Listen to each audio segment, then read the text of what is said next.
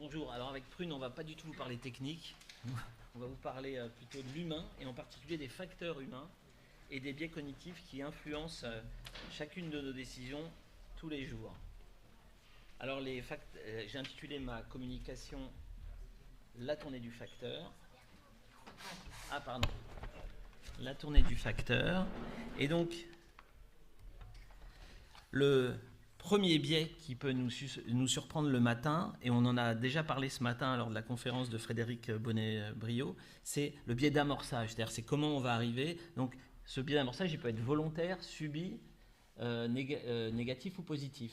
C'est-à-dire par exemple si vous arrivez le matin, vous avez fait votre jogging, ou si vous avez écouté une musique sympa, vous allez arriver dans de bonnes dispositions pour commencer. Si par contre j'arrive avant l'heure et que déjà devant ma consultation il y a la queue, ou pire encore, si je suis en retard et que dans la salle d'attente, les patients me le font savoir quand je passe, c'est un biais d'amorçage négatif, on commence mal. Après, au cours de la consultation, je peux être victime du biais de confirmation. C'est typiquement l'idée diagnostique que je vais élaborer en entendant le début du récit de mon patient, puis ensuite je vais rechercher tous les éléments qui confirment mon hypothèse initiale, en étant presque sourd aux autres éléments qui n'iraient pas dans ce sens-là. C'est l'effet de tunnel que vous connaissez. Alors après, je peux être aussi victime du biais de surconfiance. Moi, je veux largement avoir ça. C'est parce que le déroulement des consultations précédentes vont retentir, vont influencer l'attitude que je vais avoir sur les suivantes. Je m'explique. Si au cours d'une consultation, tous mes patients vont bien, ça peut nous arriver des fois, je cours le risque de devenir excessivement confiant, d'attraper un peu le melon, quoi. Dans ces cas-là, j'ai le biais de surconfiance qui fait que je vais avoir tendance à surestimer mes compétences, mes performances, ce qui peut être dangereux un peu pour le patient qui va passer après. Si par contre, si les consultations sont difficiles, ces patients ne sont pas très agréables ou s'ils sont mécontents, je peux avoir l'effet Givaro, comme dit mon ami Pierre-Marie Cogat, et à ce moment-là, je peux être tenté de réduire les indications chirurgicales, ce qui est tout aussi préjudiciable pour les patients dont l'intervention serait justifiée. Après, il faut aussi savoir qu'on est influencé, donc on a des jugements affectifs. Donc la présentation physique d'un patient peut également influencer les décisions du praticien sans qu'il y ait de vrais fondements objectifs. Et ça, vous pourrez tous le reconnaître, ça va vraiment intervenir dans votre décision. Le patient qui se présente avec un accoutrement extravagant, il peut être victime du biais de halo. Ça va me conduire à renoncer, par exemple, à une indication qui m'aurait semblé au moins à discuter si le patient avait une allure plus conforme à mes standards, parce que l'effet de halo, c'est en grande partie influencé par notre éducation, par notre culture et notre expérience. Alors si on continue par ce qui se passe au bloc, eh bien au bloc, le praticien peut dès le départ commencer son bloc en retard, parce qu'il est retenu par la consultation, et si le patient est déjà installé, le sentiment de retard va encore s'accentuer, ce qui donne un inconfort. Mais pire encore, vous arrivez, vous êtes en retard, et là le patient n'est pas installé. Alors là, c'est l'énervement qui prend le dessus. En plus, bien sûr, le programme est trop chargé, mais je me suis convaincu que ça allait passer. Et donc, je fais confiance à l'équipe, ça va aller. Pas de chance. Aujourd'hui, c'est une penseuse de digestif. Et donc, je me dépêche. Alors, je survole le patient, déjà. Je survole le dossier, plutôt, c'est déjà pas très bien. Je dis à peine bonjour à mon patient. Et je vais commencer le programme avec un patient après l'autre, je les enchaîne. En fait, c'est pas un patient après l'autre à la fin, ça devient même une intervention après l'autre parce qu'il n'y a plus de patient derrière le rideau. C'est une intervention. Et donc là, me voilà à ce moment-là complètement fatigué et je suis dans un environnement inconfortable, je suis presque hostile cet environnement et donc là, tout est en place pour qu'entre en scène l'élément qu'on redoute, l'erreur. Donc là, à partir de là, il faut se demander comment on peut reprendre le contrôle. Comment on peut faire redescendre la pression temporelle, parce que vous savez que sur toutes les slides, il y avait ce temps-là, ce carré noir qui était toujours là, ce temps qui venait nous presser comme ça. Donc pour lutter contre ce facteur, il y a une solution, c'est le slack, pas le slack de nous chirurgiens de la main, mais ce coussin organisationnel qui a été décrit par Siert et March en 1956, et donc c'est une réserve de temps raisonnable qui est destinée en fait à absorber les imprévus qu'on va avoir tout au long de notre journée, et ça permet de faire retomber le stress temporaire en fait. Par contre, cette réserve, il faut effectivement l'adapter parce qu'elle mobilise des ressources. Donc si vous la faites trop faible, eh bien, vous allez continuer à dépasser l'horaire, à prendre des risques, à épuiser les équipes. Si par contre vous la faites trop grosse, oui, il va y avoir des temps morts et alors là, à ce moment-là, il y a une perte de sens et une démotivation. Donc cette réserve, elle doit être considérée comme une marge qui est coûteuse, mais qui est nécessaire. Et cette technique, on peut l'adapter en consultation et au bloc.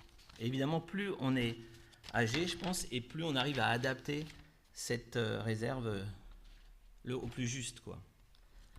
En ce qui concerne la consultation, le praticien peut adapter aussi des stratégies pour ne pas subir l'influence de la consultation précédente ni du temps. Et par exemple, on peut se ménager des temps entre chaque patient pour pouvoir relire le dossier. Et moi, ce que je fais maintenant, c'est même je prépare la consultation la veille au soir, de façon à lire le dossier sans pression de temps du tout.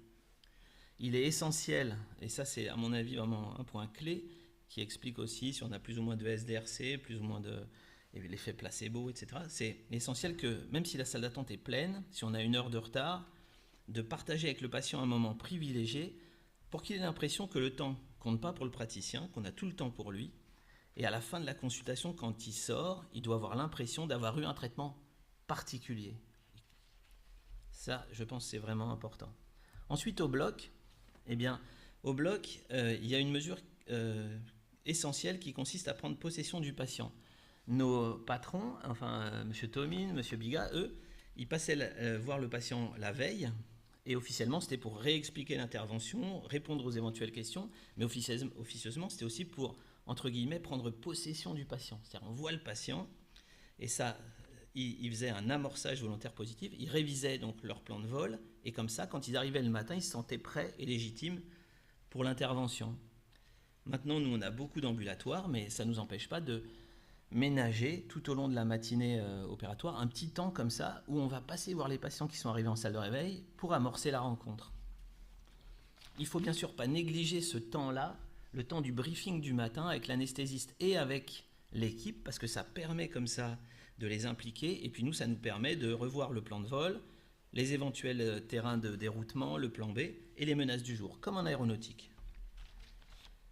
Un point important, je pense, et elle l'a évoqué, le professeur Bonnet-Brio ce matin, c'est de se sentir confortable en fait, et d'avoir toujours le même aide. C'est une vraie chance parce que ça permet comme ça un gain de temps parce qu'on se connaît, ça permet d'éliminer un peu le biais d'autorité et on va être plus attentif en fait aux signaux verbaux et non verbaux de notre interlocuteur, donc c'est une chance aussi. Le deuxième temps de la checklist, donc, c'est pour l'équipe le signal de passer en phase de cockpit stérile. C'est-à-dire que là, plus rien d'extérieur ne doit venir nous perturber. Et comme le dit Isabelle Simonetto, c'est ce moment d'arrêt avant l'activité qui permet d'estimer le niveau de concentration nécessaire en fonction de l'activité et du risque et de visualiser les étapes du soin. Et donc, on en a parlé aussi ce matin. Et ça, si vous essayez de faire ça au moment de la checklist du deuxième temps, même sur un canal carpien, vous voyez, ça dure un rien de temps et c'est vraiment efficace, je trouve. Le sentiment de ne pas avoir été bâclé est important, bien sûr, pour le patient, mais c'est aussi important pour le chirurgien d'avoir cette impression de ne pas avoir bâclé, comme ça il sera bien pour le patient suivant. Il est bien sûr important, en fin de journée, de débriefer avec toute l'équipe, donc ça peut être plus ou moins agréable, nous c'est souvent très agréable, ce qui va permettre à chacun de dire ce qui s'est bien passé, mal passé, et puis de renforcer la cohésion d'équipe, d'améliorer les pratiques, et puis surtout de mettre l'équipe dans de bonnes dispositions, c'est de l'investissement pour le jour d'après. En conclusion, donc, si on réfléchit à nos pratiques en adoptant des stratégies pour atténuer l'effet des biais cognitifs, et si on prend conscience de l'importance des facteurs humains, on peut améliorer la sécurité des patients, donc ça c'est impeccable, mais surtout, on peut, à mon avis, améliorer aussi les résultats de nos interventions. Et donc, il faut bien sûr toujours garder, et je pense que ça c'est vraiment capital, il faut garder comme objectif, comme le souligne d'ailleurs Prune Aligan-Perrin, à qui je vais céder la parole, qu'il faut transformer cet acte de soin en acte de lien. Je vous remercie.